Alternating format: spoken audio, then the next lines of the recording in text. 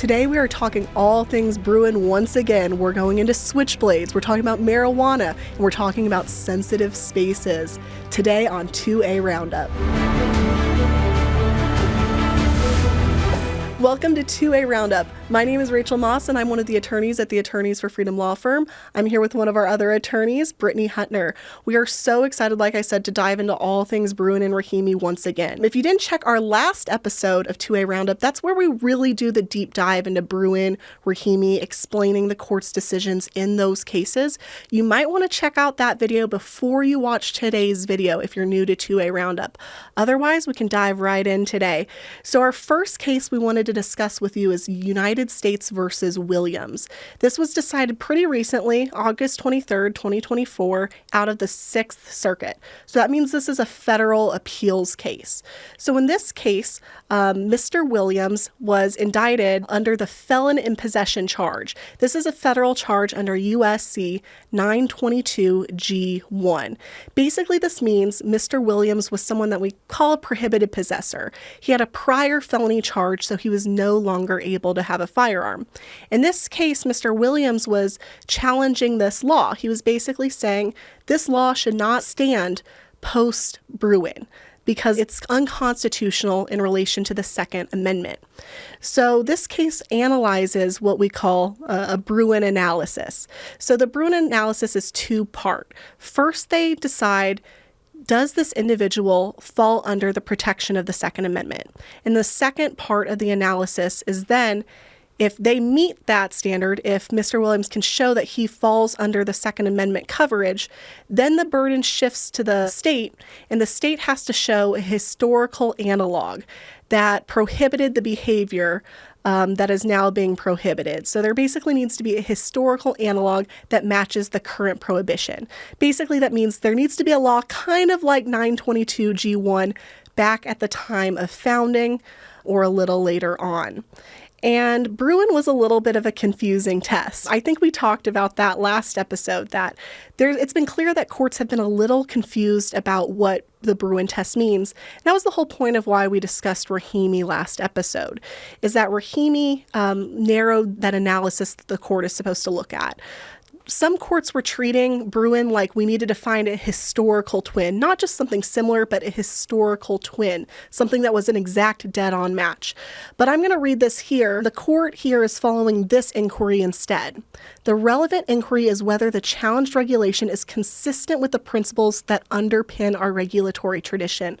What do you think about that, change from kind of what Bruen originally stood for to this, I guess, more distilled inquiry? That's a good question. I do think that's where we should start this conversation. So Bruen was really broad, right? And there's a huge range of interpretation that we can get, as we've already seen, right? Mm-hmm. And so I do think that the way that the court is phrasing this is a little bit more concise than Bruen was. But I do think, though, even with this, more concise definition or question in this case, I do think that there's still a lot of room for interpretation and kind of, comparing the old traditional rules to current day, because so much of today is new. And Brittney and we've discussed a lot in the past with Bruen that we were kind of concerned that there might be something called a circuit split in the future, where one circuit interprets a statute one way and then another circuit interprets it another way, knowing that eventually the Supreme Court will have to make a decision.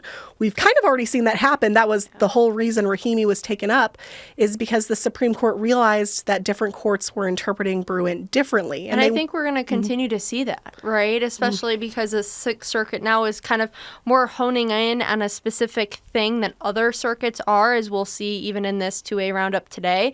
So I do think that we're destined to have another case up in the Supreme Court next year. I agree with you. Because I will give Rahimi its props. I think it helped. I think courts are getting the clarity they need. And in some of these cases, the judges actually specifically note that. It's almost a bit of an attitude of, thank God for Rahimi, at least we have a little more guidance now. But you're right, I think we're still not all the way there yet. So the lower court decided in this case that the statute here was consistent with founding era regimes, which basically means that they did not meet the Bruen analysis, and the law was considered constitutional. What they really focused on with that is looking back to the founding era and seeing when we took firearms from individuals. That was really the whole analysis, which is the right analysis in this case, I think. But the interesting thing is we still have that question of just because you're a felon, right? The felon label really exhibits a lot of individuals for a lot of different crimes. Now, if I remember right, he was found guilty of an aggravated robbery. Now, that alone, right, a lot of people say is probably dangerous. Now, he is a different type of felon or a different type of person than other individuals with the felon, label. So I do think that this case is still distinguishable from a lot of other cases that we can see in the future, right? A lot of different felonies aren't dangerous, right? Like we talked about before, white-collar crimes, stuff like that, fraud, that's not perhaps dangerous. And so I do think that he's a little bit different. I do think that this is a little bit of a stretch for him, but I can see that other individuals can definitely use this and say, hey, look, but I'm distinguishable from this case. Yeah, I think that's a good point, because here, like you said, they did that same historical analysis, and it was actually similar to cases we've discussed in the past. They pointed to some of the same historical analogs we've seen other courts analyze, going back to those surety laws, the ones where they basically required people to post bonds if they were considered to be a potential threat to society, as well as laws where certain classes of people were required to surrender arms. And what this court noted here is that these are not historical twins, but these do go to a consistent underlying principle that throughout our nation's history, we have found it consistent to strip arms from people that show a certain level of threat to the public safety. So that's what they're deriving here. Rather than finding a law that matches, they just want to make sure they're consistent with our nation's underlying principles. And if that is the test here, I think there is a little bit of, I think they took it a little further than what Rahimi said, but if that is the test now, then I think they followed the test correctly, because there is evidence in the past that we will disarm someone if they are a threat to public safety. I'm not saying I like that necessarily in all cases, but I think they are following the test in the proper way.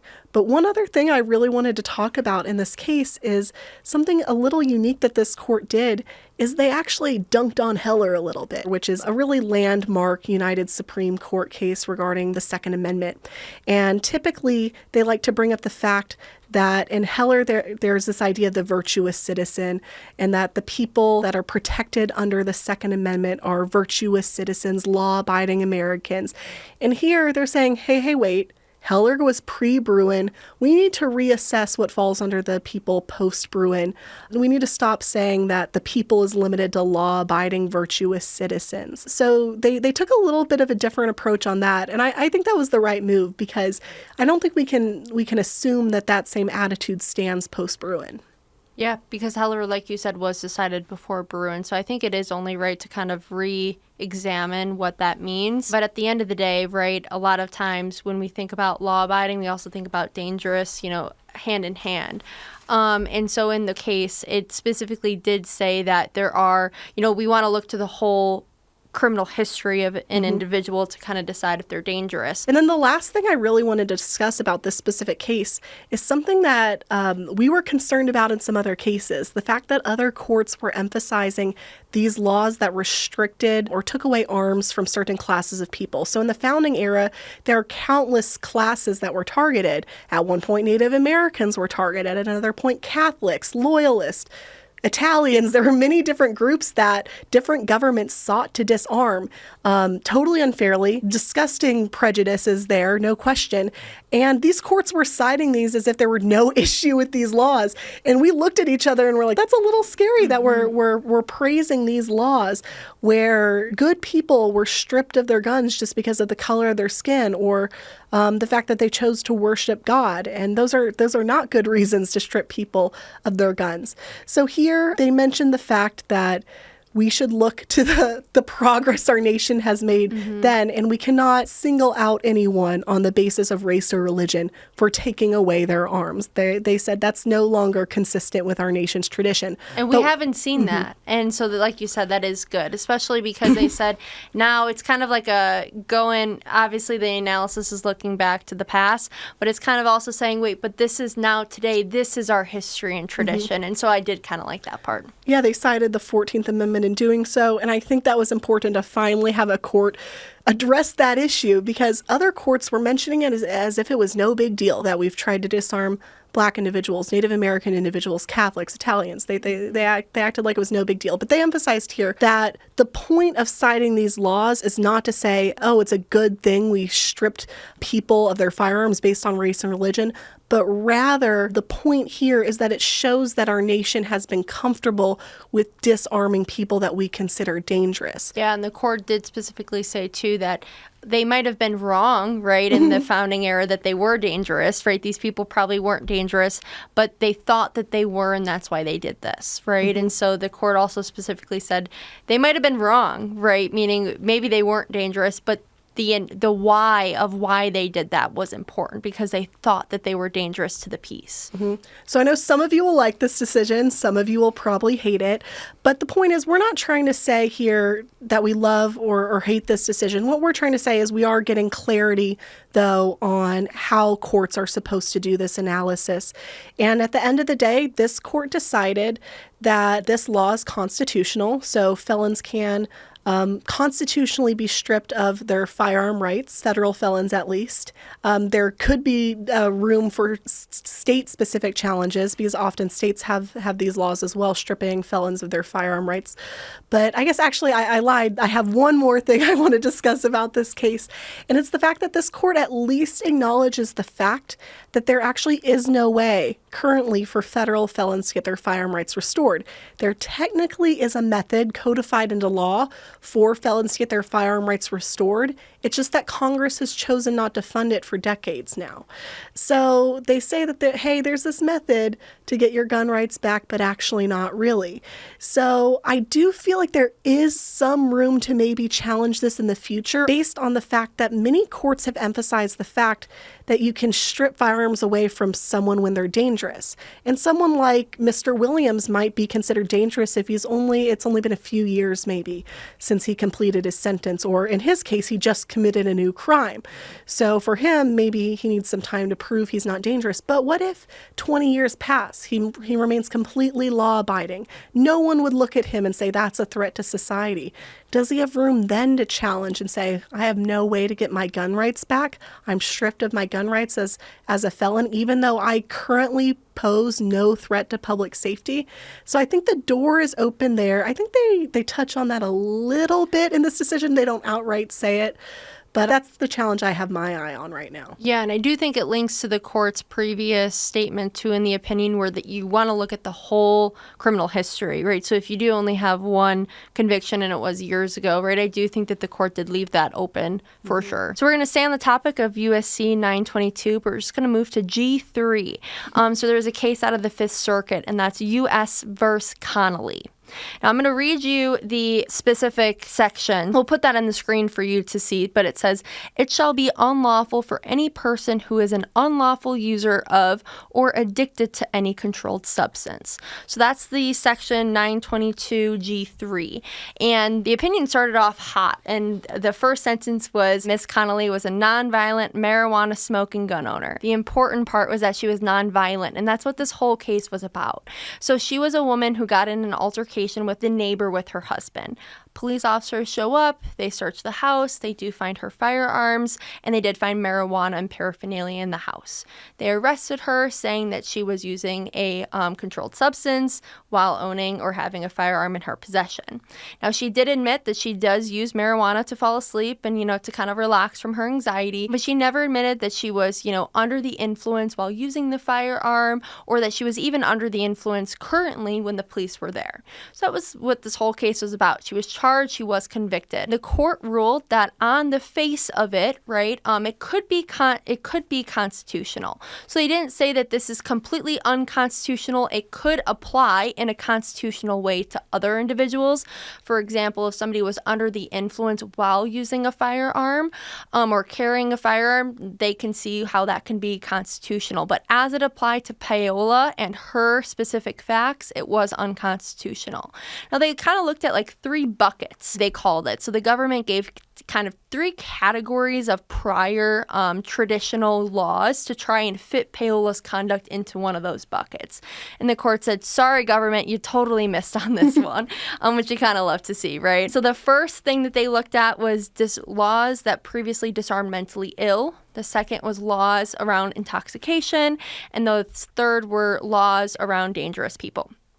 Now, the court said, I'm sorry, government, I don't see how somebody who uses marijuana recreational can be contrast or compared to someone who's mentally ill, right? The court said that, I'm sorry, I don't see how that relates. They said, it's kind of like an alcohol user, right? Now, you go through times where maybe you can be compared to somebody who has a diminished capacity, but she wasn't high at the time, and she didn't say, or the government didn't present any evidence that she was unable to, possess a firearm because she uses marijuana so much that it really affected her, brain capacity at just a regular, different time of the day. So they completely shot that down. They said, I don't understand how any statute, or any law before can be related to a, frequent marijuana user.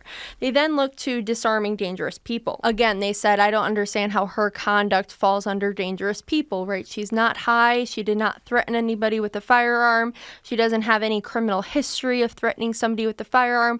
How is she dangerous by using marijuana, right? They said this is more akin to an alcohol user or something like that. It's a different type of substance. Now, the court said that marijuana users cannot be compared to, back in the founding era, political disloyalists or British loyalists, right? And so what do you think about that? I mean, I think that this is a really good case to show that this is a non-dangerous person and actually one in the court's eyes. I think this decision, it's about time, frankly. The law prohibiting marijuana users from having firearms is outdated. And I'm someone, I don't like marijuana. I don't smoke. I don't think it's beneficial to smoke. I understand that people disagree with me, but as a pro-freedom person, I definitely support individuals' rights to smoke and their rights to use marijuana and firearms, if they want to. The important thing is just not at the same time. However, I'm someone, I enjoy alcohol. I enjoy a cocktail here and there. But again, the important thing is that I'm not drinking 5 cocktails and then, having fun with my firearm outside. I think we need to treat these things the same way because we see this push now in the United States where marijuana is becoming legal. Many states have decriminalized marijuana, not all states, and then marijuana is still federally criminalized. However, I think we're on the path right now where more and more states are going to decriminalize marijuana, and I think one day marijuana is going to be decriminalized federally as well. So the writing's on the wall here. This statute is getting to the point where it's a bit outdated. It doesn't reflect many Americans' lives. And the fact is there are many people who habitually use marijuana that are not constantly under the influence of marijuana. There's a difference there. You can use marijuana here and there, but that does not mean you're under the influence where you're categorically dangerous for having a firearm. And the point here is that, yes, if someone is impaired in using a firearm, that is a problem. That poses a huge threat of safety to someone else. But if someone has marijuana on a Tuesday and then Friday wants to go concealed carry, that should not be an issue. And I think that's what the court hit on here, that this particular individual, she was nonviolent, she was a habitual user, but she did not use her marijuana irresponsibly in conjunction with her firearm. So there's no reason to treat her like someone who should not be allowed to use a firearm whatsoever. Absolutely. And it's funny because, like we've talked about before, is marijuana is more akin to alcohol than it is anything else. And so we've never thought like, hey, Rachel, you can't have that bottle of wine in your house along with your handgun, right? And so it's just kind of funny that that's actually was still the standard before this. So I think it's a big win, obviously, like you said. And so I think it's funny too how they started off the case, right? She's a marijuana smoking gun owner, right? I mean, how many are there out there? Probably a lot, right? And so because of that, doesn't mean that you're dangerous, doesn't mean that you're intoxicated. Obviously that would be a different analysis. And the court said that, right? The court said, we're not deciding that today. And frankly, we do think that it would be constitutional if there were different facts and if she was intoxicated at the time. But as it applied to her, she just had it in her house and it doesn't relate to any of the laws. And I do think that's the best decision, obviously, in this case, especially because now the court said, back in the day, there were no laws regarding marijuana and firearms, but there was alcohol related to restrictions with firearms, when they said the only types of laws that they saw was somebody presently impaired or intoxicated. So I think that's just really the hinging point on this case. So really, I think it was a fun case. I enjoyed reading it. I thought that they had a great legal analysis and really explained Bruen well, because they used the how and the why. And I thought that was really good because, like we said in the first case, in the other circuit, they really focused on why was this law in place, and is the concept of the law similar to the law that we're analyzing today. And I think that the how and the why, I really loved the legal analysis because it broke it down really well. So if you are interested in reading cases, I think this would be a great case for our viewers to read if you're interested in it, because I thought the legal analysis made sense, right? I think that it would make sense to a lot of people. Yes, I love it. A good, clear post-Bruen analysis. This is what we need. But I think we're just seeing progress here, because as a pro-freedom individual, I'm happy to see any decision where we're not stripping Second Amendment rights away from a class of people just because of some characteristic. Again, if some individual decided to be actively smoking and then be irresponsibly using their firearm, that's a different story. That is something I am interested in criminalizing, when you are actively causing a threat to someone else's public safety. But here, where someone is not aggressing on someone else, I think the court has made the right decision, and it's very consistent with our nation's principles, because as we've seen, what they've determined is not a historical twin, but what really underpins our nation's history, the principle underpinning our nation's history, is that we want to disarm people that are a threat to public safety. And this poor woman was not. So I'm so glad the court made the right decision here. And I was laughing at the state's argument, right? So we're comparing marijuana users to mentally ill individuals and dangerous individuals. And I'm like, come on, state, do a little bit better. And so that really leads us into our next case. Again, another packed Bruen analysis here. This case kind of could go by two different names here, because it is a Ninth Circuit case. So the Ninth Circuit includes many states, but two of the states are California and Hawaii. So they combined two different appeals, essentially, from California and Hawaii. So you might hear this case referred to by Californians as Caralero versus Bonta, and then in Hawaii, Wolford versus Lopez, but it shares the same analysis in these cases.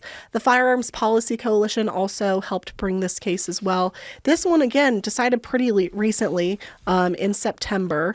And this is a little different from what we've talked about, because this one is not someone that's actively being prosecuted like in the other cases. This case was actually a civil suit against these states because these states prohibited firearms in certain sensitive places. So we've heard that sensitive space term before. And really, sensitive space was supposed to be more narrow when courts started talking about what sensitive spaces are. But California kind of interpreted it as basically everywhere. So we've heard about SB 2, California Bill 2, that occurred in 2023. And in this bill, they listed just this laundry list of sensitive places: preschools, courts, prisons, hospitals, offices. I'm just reading off this list.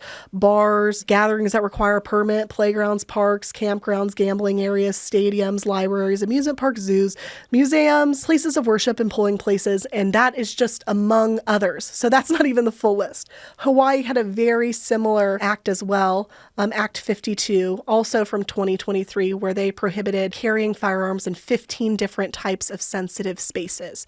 So the court went and looked at each category of property under the Bruen analysis. And I'll just go through a couple here. I don't want to go through every single category because we would be here all day and maybe tomorrow, but just a couple, because what's interesting here is they found that some of the sensitive spaces, these are constitutionally supported prohibitions, and then others are not. So I'll start by saying that the court here has issued what's known as a preliminary injunction. So this is not the court's final decision on the issue. A preliminary injunction is basically saying that while this case is going on, we know this case could go on for a while, we're basically making a preliminary ruling that you have to follow in the meantime, but know that it could change once full litigation is completed in a case. So this is just a preliminary injunction that they're deciding. So this could change in the future. But in one of the categories they addressed here is parks. And I really like the park analysis because I think it really helps clarify where this court was coming from. Because they still follow that same Bruen analysis. They find that, they fall under the people here. But that second step of let's look for those historical analogs. When they go back and look at the founding era, they say, back then, parks are not what they are today. What would be referred to as a park back in the day would have been what they call like a green area. And more common activities at these parks would be grazing animals, military exercises, not what we think of a common park today where people go maybe picnic, kids are playing. On the monkey bars. Yeah, tossing the football, things like that. It's not akin to modern parks.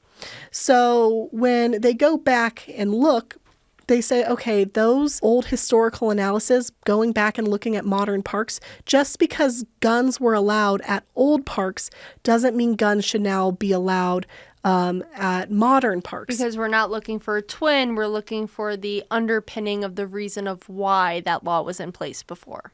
Yeah, and basically they're saying these two things are not the same thing. And so because at the founding era, there weren't modern parks. There wasn't really anything like the modern park at the time of the founding era. Rather, we need to look more towards the time when modern parks started coming into existence. And the court said as soon as modern parks came into existence, as soon as we started seeing these parks pop up across the United States, there were prohibitions against guns at these modern parks. So they say as long as we've had these modern parks, we've had that prohibition. Because of that, it is consistent with our nation's founding. So I think they did a fair analysis here because you're right, there was not a historical twin back then, but they looked at, okay, as soon as there were something similar that we could compare it to, there was a historical analog there. People might disagree with the, resolution or the conclusion or the preliminary conclusion on the park situation, but I'm glad that they didn't just try and, the puzzle piece, just force it, right? Make it work, which we've, previously also talked about the concern of that, if the court or a public policy reason wants, to rule in a certain way, they'll just make it fit. And I don't think they did that in this case. I think that they were fair. They said, well, we can't really compare it back then, so let's look to something that we actually can compare it to fairly. Exactly. So a good analysis here. And again, if I was in charge, everyone would be allowed to carry firearms in parks. But I can see that they followed the Bruen analysis in a way that I think is fairly well supported. So I don't personally love it, but I see them following the court's guidance. But I do think there is a way that a different court could interpret this differently. That's always my hope. For a decision like this. And then just to bring up one more category, and again, there are so many categories here to look at on how the courts did their analysis. There were certain categories where the court said, yes, we're going to approve the injunction, and certain categories where they said no. So parks is one where the temporary injunction was not approved. So in the meantime, in California and Hawaii, they can ban firearms in parks. They can ban carrying in those areas. But for example, one where they said, hey, the plaintiffs are likely to succeed on the merits here, so we can issue the temporary injunction, is places of worship. And they said, look, there were places of worship since the founding era. In fact, there were more places of worship back then than there is now. And ever since the founding era, there were no prohibitions against carrying firearms in places of worship. Maybe here and there over time, there was an occasional regulation, but most of these popped up after the 14th Amendment, so it's not as pertinent. A lot of courts say not all history is created equal. So here we really see the court taking in a case-by-case analysis. This is one of those partial victories for the Second Amendment. Overall, I think this court was following Bruen, but I think there are some areas where they could, potentially another court, if they take a look at this kind of decision, might be able to find a different decision and say some of the historical analogs they found maybe were not that strong or not that persistent. So I could see that maybe some of this will be disagreed with in the future, and that's my hope, because I think there should be no issue with carrying a firearm in a place like a park or a beach or things like that. So that's my hope for the future. I know we have one other Second Amendment decision that we just briefly wanted to update you on. Yes. Another case that I wanted to briefly talk about is a fun case, different than what we've talked about before. It's having to do with switchblade knives. The Supreme Court in Massachusetts ruled that switchblade knives fall under the Second Amendment, and the law currently, it was about 67 years old, the state law that banned switchblade knives was unconstitutional. And they did say that it qualifies as bear arms, and that they are frequently used in self-defense situations, and they should fall under the Second Amendment, which we don't see often. Usually we focus on firearms. So it's kind of cool to see a court really focus in on a different type of arm and to, officially rule that it did fall under the Second Amendment. And so because of that, a 67-year-old statute was ruled unconstitutional. And I think that's pretty cool. What happened in this case was unfortunate. The police were called in this case, and he didn't use the knife, but it was on his person. And just because it was on his person, it was enough to charge him with the statute. So they overruled it. They said that it doesn't apply and it's unconstitutional. And that's, I think, why we have to celebrate this decision. It is great to see that we are allowing people to have opportunities to defend themselves. Not everyone chooses to defend themselves with a gun or carry a gun. Some people feel more comfortable with knives, have more experience handling knives. And I think that's nothing to shame someone for. If you're more comfortable using a knife to defend yourself, go for it. And that's just another reason, with attorneys on retainer, that I really love our program. I might be biased, but I really love our program because we're not just about gun owners. If you want to protect yourself with a knife and you're in a self-defense incident and you're a member of our program, we're going to cover you.